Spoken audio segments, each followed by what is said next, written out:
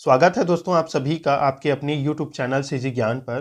दोस्तों आज के इस वीडियो में हम 30 महत्वपूर्ण प्रश्न देखेंगे जो कि होगा शिक्षण अभिरुचि से, साथ ही साथ सीडीपी से, जो आपके छत्तीसगढ़ प्री बीएड डीएड 2025 के लिए बहुत ही ज़्यादा महत्वपूर्ण है। चलिए स्टार्ट करते हैं। पहला प्रश्न है, निम्नलिखित में से कौन सा संज्ञानात्मक क्षेत्र से संबंधित नहीं है? ज्ञान, अनुप्रयोग, मूल्य या समझ। संज्ञानात्मक क्षेत्र से संबंधित नहीं है तो देखिए जो संबंधित नहीं है वो है दोस्तों आपका ऑप्शन सी, मूल्य। ऑप्शन सी क्या हो जाएगा? मूल्य जो है इसका राइट आंसर हो जाएगा। ज्ञान संबंधित है, अनुप्रयोग संबंधित है और समझ संबंधित है। और ये जो है संज्ञानात्मक क्षेत्र संबंधित ये जो विषय है वो ब्लूम ने दिया है, याद रखिएगा।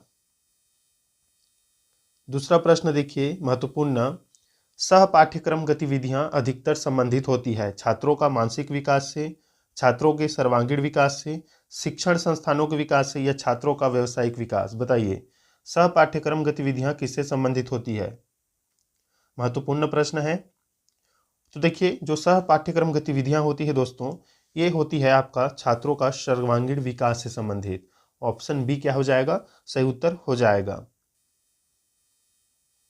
तीसरा प्रश्न देखिए जो कि बहुत ही ज़्यादा इंपॉर्टेंट है, भावनात्मक और अनुभूति एक दूसरे के खाली स्थान है, पूरी तरह से अलग, स्वतंत्र, आंतरिक रूप से जुड़े हुए, संबंधित नहीं है। बताइए दोस्तों भावनात्मक और अनुभूति एक दूसरे के अलग हैं कि स्वतंत्र हैं, जुड़े हुए हैं कि आंतरिक जुड़े हुए हैं कि संबंधित नहीं है। तो देखिए इसका सही उत्तर हो जाएगा जो भावना है और जो अनुभूति है वो आंतरिक रूप से जुड़े हुए हैं दोस्तों। ऑप्शन सी इसमें सही उत्तर हो जाएगा। आपके एग्जाम के लिए बहुत ही ज़्यादा इंपॉर्टेंट है। आपके खासकर जो प्री डीएड एग्जाम है, चाहे वो पंडित सुंदरलाल शर्मा हो या जो सीजी व्यापम द्वारा आयोजित होता है वो हो, एससीईआरटी, बहुत ही इंपॉर्टेंट है ये प्रश्न आपके प्री डीएड के लिए।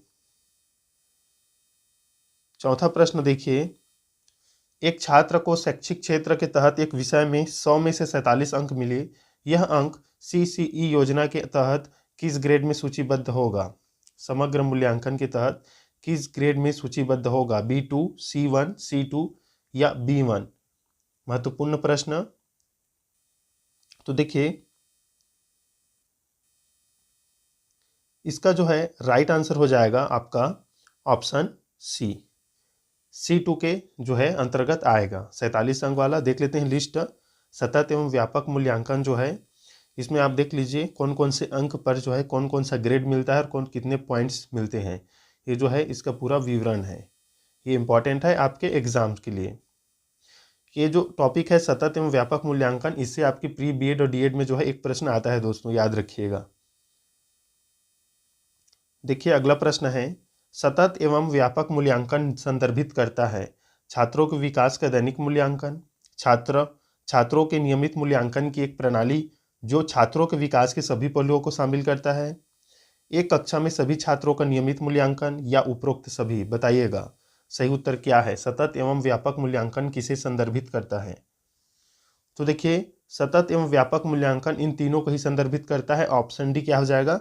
सही उत्तर हो जाएगा। दैनिक मूल्यांकन भी शामिल होता है, छात्र के विकास के विभिन्न पहलू भी, और नियमित मूल्यांकन भी इसमें सम्मिलित होता है। ऑप्शन डी सही उत्तर हो जाएगा। सतत मतलब लगातार, व्यापक मतलब सूक्ष्म रूप से। छठवां प्रश्न देखिए महत्वपूर्ण है, छात्रों की उपलब्धि का मूल्यांकन करने के लिए निम्नलिखित में से कौन सा तरीका सबसे अच्छा है? सतत मूल्यांकन, वार्षिक मूल्यांकन, त्रैमासिक मूल्यांकन या उपरोक्त में से कोई नहीं। देखिए मूल्यांकन टॉपिक से भी एक प्रश्न आता है, इसे भी याद रखिएगा। तो सही उत्तर हो जाएगा दोस्तों सतत मूल्यांकन। ऑप्शन ए इसका राइट आंसर है। चलिए अगला प्रश्न देखते हैं, 7वां नंबर, जो कि बहुत ही महत्वपूर्ण है। शिक्षक को कक्षा का वातावरण खालिस्तान बनाने की कोशिश करना चाहिए, सहायता देने वाला, प्रजातांत्रिक, मित्रवत या उपरोक्त सभी। बताइए दोस्तों एक शिक्षक को कक्षा का वातावरण कैसे बनाना चाहिए, उसकी कोशिश कैसी होनी चाहिए? तो देखिए शिक्षक को कक्षा का वातावरण जो है उपरोक्त सभी, सहायता देने वाला, प्रजातांत्रिक और मित्रवत सभी होने चाहिए। ऑप्शन डी जो है सही उत्तर हो जाएगा इसमें। 8वां प्रश्न देखिए, बच्चों में सबसे अधिक कौन सा स्वभाव पाया जाता है? खेलने का, अनुकरण करने का, अध्ययन करने का या झगड़ा करने का? बताइए दोस्तों, बच्चों में सबसे अधिक कौन सा स्वभाव पाया जाता है? ये प्री डीएड के लिए इंपॉर्टेंट क्वेश्चन है कक्षा 1 से 5 के संदर्भ में। तो देखिए, जो छोटे बच्चे होते हैं उनका जो स्वभाव होता है वो होता है अनुकरण करने का, मिमिक्री नेचर। ऑप्शन बी सही उत्तर हो जाएगा दोस्तों। 9वां प्रश्न देखिए, एक बच्चा रचनात्मकता पर औसत, शैक्षणिक उपलब्धि में उच्च और सामाजिक विकास में खराब होता है। यह एक उदाहरण है मापने योग्य व्यक्तिगत अंतर का, व्यक्तिगत अंतर का, इंट्रा व्यक्तिगत अंतर का या इंटर व्यक्तिगत अंतर का? तो देखिए, अगर ऐसा इसमें प्रश्न में है कि वो सामाजिक विकास में खराब है, शैक्षिक क्षेत्र में उच्च है और रचना मतलब सृजनात्मकता या रचनात्मकता पर औसत है, तो इसका जो है सही उत्तर हो जाएगा आपका इंट्रा व्यक्तिगत अंतर। ऑप्शन सी सही उत्तर हो जाएगा दोस्तों। महत्वपूर्ण प्रश्न है। 10वां नंबर, समावेशी शिक्षा को सफल बनाने की दृष्टि से निम्नांकित में से कौन सा उपाय अपेक्षित नहीं है?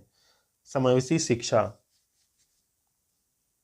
बताइए दोस्तों, समावेशी शिक्षा क्या होता है? कमेंट में बताइएगा। समावेशी शिक्षा का कौन सा उपाय अपेक्षित नहीं है? इसके सीधा उत्तर देखते हैं। निःशक्त बच्चों के माता पिता को अपने बच्चों को विशेष विद्यालयों में भेजने को कहना, ये इसमें नहीं कहा जाता दोस्तों। समावेशी शिक्षा सभी को समान अधिकार देता है, सभी को समान जो है शिक्षा प्रदान करता है, लेकिन ऐसा नहीं कहा जाएगा कि निःशक्त बच्चों के माता पिता को कि अपने बच्चों को विशेष विद्यालय में भेजें। ऑप्शन सी जो है उपयुक्त नहीं है और यही हमारा सही उत्तर हो जाएगा।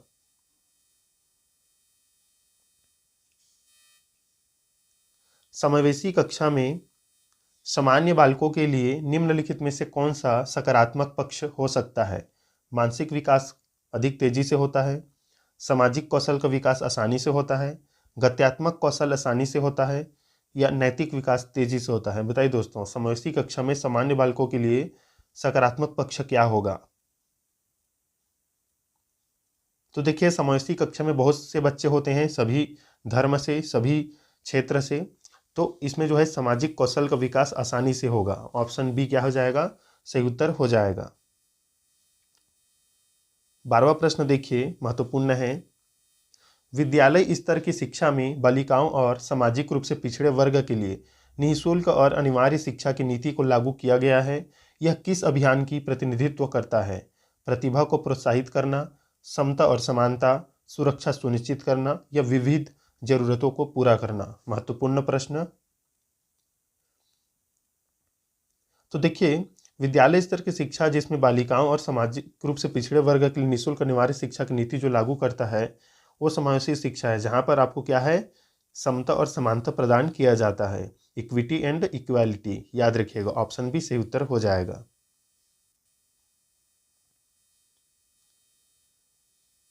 13 नंबर प्रश्न देखिए, एक विशेष आवश्यकता वाली भाषा कक्षा आदर्श है, विशेष रूप से सुसज्जित, अलग से स्थित, सभी प्रकार के शिक्षार्थियों को एकीकृत करना, नियमित शिक्षकों की मदद के लिए अतिरिक्त शिक्षक।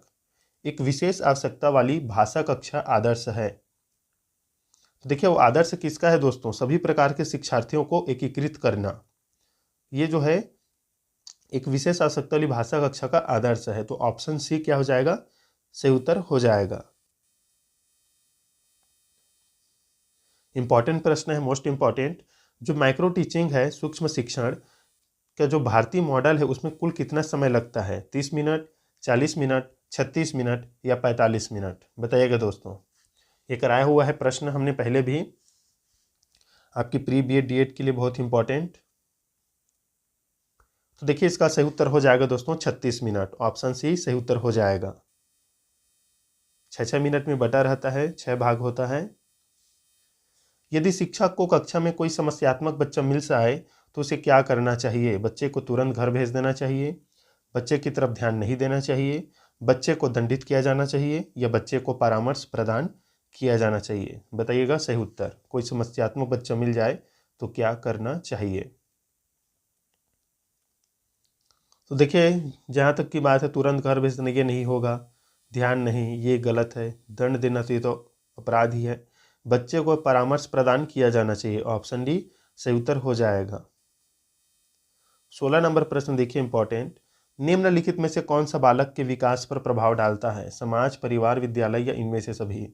तो देखिए इसका आंसर जो है आप सभी कमेंट कीजिएगा। बहुत ही आसान सा जवाब है।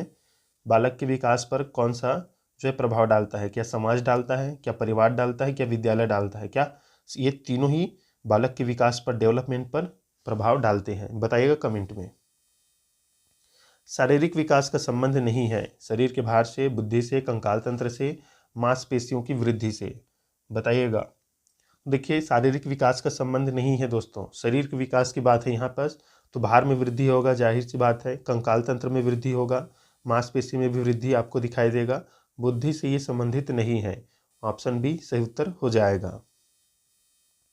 18 नंबर प्रश्न देखिए, वह कौन सी वस्तु है जो व्यक्ति के जीन्स के अतिरिक्त प्रत्येक वस्तु को प्रभावित करती है? मूल प्रवृत्ति, वंशानुक्रम, वातावरण या उपरोक्त सभी? बताइए वह कौन सी वस्तु है जो व्यक्ति के जीन्स के अतिरिक्त प्रत्येक वस्तु को प्रभावित करती है? तो देखिए जहाँ तक ये जीन्स की बात है, जीन की ये तो वंशानुक्रम से आ गया, और जीन्स के अतिरिक्त पूछा है तो जाहिर सी बात है इसका आंसर होगा वातावरण। ऑप्शन सी क्या हो जाएगा? सही उत्तर हो जाएगा।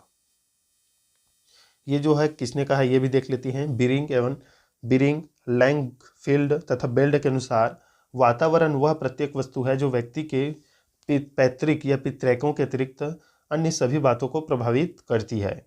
इसे याद रखिएगा। किसने कहा है? बिरिंग, लैंगफील्ड एवं बेल्ड ने। ये आपके कोट वाले प्रश्न में शामिल हो सकता है। प्रतिभाशाली छात्र हैं, उनकी जरूरतों के प्रति मुखर नहीं, अपने निर्णयों में स्वतंत्र, शिक्षकों से स्वतंत्र, अंतर्मुखी स्वभाव। बताइएगा सही उत्तर क्या है? तो देखिए जो प्रतिभाशाली बालक होते हैं वो अपने निर्णय में स्वतंत्र होते हैं, अपने निर्णय खुद से लेते हैं। ऑप्शन बी क्या हो जाएगा? सही उत्तर हो जाएगा दोस्तों।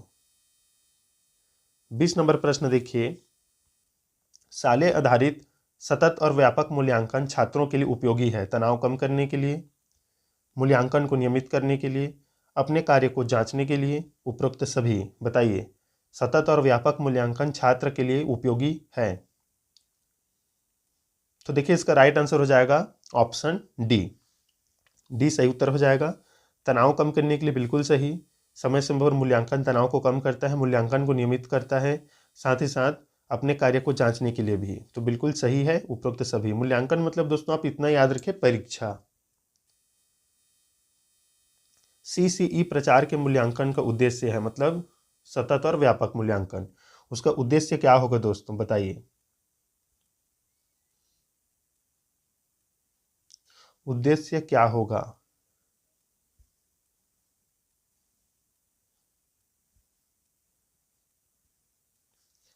देखिए इसका राइट आंसर हो जाएगा CCE प्रचार के मूल्यांकन का जो उद्देश्य है वो है आपका ऑप्शन डी, मतलब उपरोक्त में से कोई नहीं। आपको यहाँ पर याद, ये आ गया आपका नेगेटिव वर्ड, जल्दी से नेगेटिव वर्ड, याद रखने फिर आ गए नेगेटिव वर्ड। CCE का उद्देश्य है कि शिक्षण व्यवस्था कहाँ तक सफल हो पाई, बच्चा मतलब जो बच्चे हैं उसमें क्या समस्या आती है सीखने में, वो कहाँ पर कमज़ोर है, ये जो है उसका मुख्य उद्देश्य होता है। इसी कारण जो है सतत और व्यापक मूल्यांकन लिया जाता है ताकि जो है बच्चों के मानसिक स्तर को पता लगाया जा सके, शिक्षक का शिक्षण विधि सही है या नहीं, ये जो सभी जो है इससे पता चलता है। बाकी तीनों ऑप्शन गलत है तो उपरोक्त में से कोई नहीं इसका सही उत्तर है। 22 नंबर प्रश्न देखिए, ज्ञान के सभी विभिन्न मॉडल जैसे उदाहरण, समझना, याद रखना, अनदेखा करना, कल्पना करना, तर्क करना को शामिल करने के लिए सामान्य शब्द हम क्या प्रयोग कर सकते हैं, या वो सामान्य शब्द क्या है? अनुभव, बुद्धि, समझ या अनुभूति? महत्वपूर्ण प्रश्न है दोस्तों, बताइए। सही उत्तर क्या हो जाएगा? ये हो जाएगा आपका इंटेलिजेंस, बुद्धि। ऑप्शन बी सही उत्तर रहेगा। विशेष रूप से सीखने की कठिनाइयों, मानसिक स्वास्थ्य संबंधी मुद्दों, विशिष्ट अक्षमताओं वाले छात्रों की शिक्षा की विधि और अभ्यास का वर्णन करने के लिए आमतौर पर किस शब्द का प्रयोग किया जाता है? एकीकृत शिक्षा, विकलांग के लिए शिक्षा, समावेशी शिक्षा या खास शिक्षा? बताइएगा, महत्वपूर्ण है।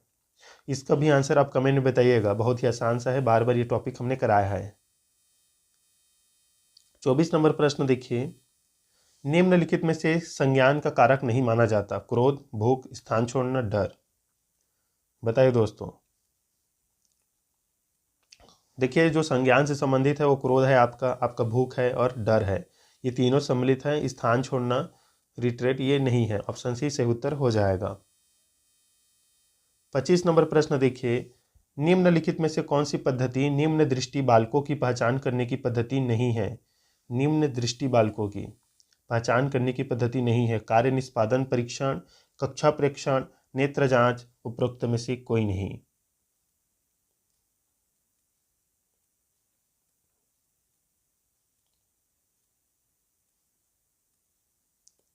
तो देखिए इसका सही उत्तर हो जाएगा दोस्तों ऑप्शन डी, उपरोक्त में से कोई नहीं, याद रखिएगा। 26 नंबर प्रश्न देखिए, विशेष आवश्यकता वाले बच्चों की शिक्षा प्रदान की जाए। विशेष आवश्यकता वाले बच्चों को शिक्षा प्रदान की जाए किस विधि से? तो अन्य सामान्य बच्चों के साथ ही सामान्य विधियों से, मतलब जो भी सामान्य बच्चों को पढ़ाया जाता है।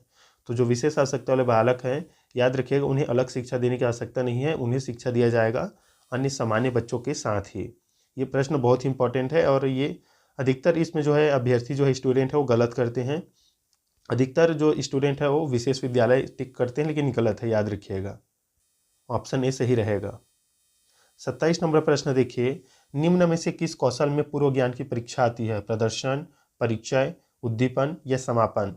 कौन से कौशल में पूर्व ज्ञान की परीक्षा आती है? पूर्व ज्ञान मतलब दोस्तों, मतलब कुछ भी हम पहले से जानते हैं उस संदर्भ में। तो ये जो है आपका परिचय कौशल में शामिल होता है, याद रखिएगा। ऑप्शन बी सही उत्तर हो जाएगा।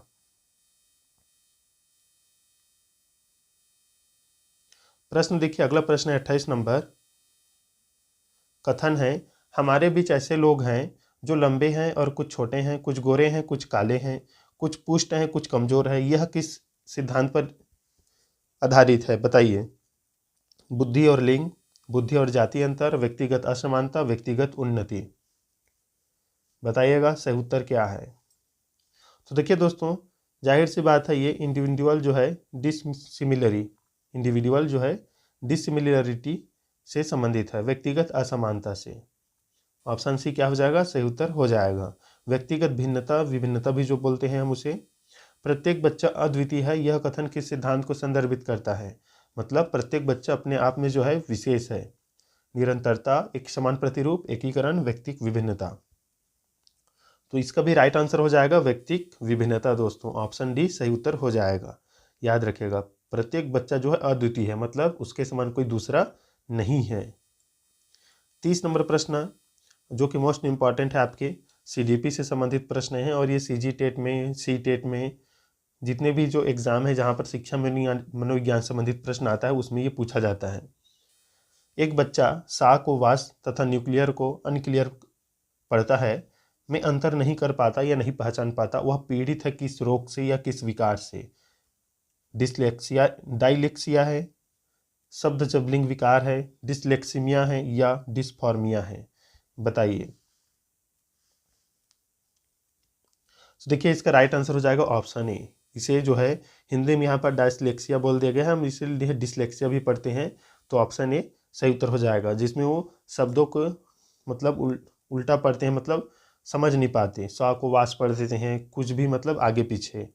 तो ये जो है पठन संबंधी विकार है, याद रखिएगा डिसलेक्सिया। ऑप्शन ए सही उत्तर हो जाएगा। तो ये थे इंपॉर्टेंट 30 प्रश्न दोस्तों, जो कि बहुत ही ज़्यादा इंपॉर्टेंट है आपकी प्री डीएड और प्री बीएड एग्जाम के लिए। अगर आप ये जो प्रश्न या वीडियो देखे हैं तो आपके सीजी टेट आगामी जो 2025 में होने वाला है पेपर, आपका जो है सीजी टेट जो कि शिक्षक पात्रता पेपर है, उसके लिए बहुत ही इंपॉर्टेंट है। साथ ही साथ अगर आप प्री बीएड मतलब बीएड में एडमिशन लेते हैं, डीएड में बाद में चलकर, तो आपको सी टेट दिलाना होगा, सीजी टेट दिलाना होगा, तो उसके लिए तो बहुत ही इंपॉर्टेंट है। तो चैनल को जरूर सब्सक्राइब करके रखें, शेयर करें, लाइक करें। मिलते हैं नेक्स्ट वीडियो में, तब तक के लिए दोस्तों धन्यवाद।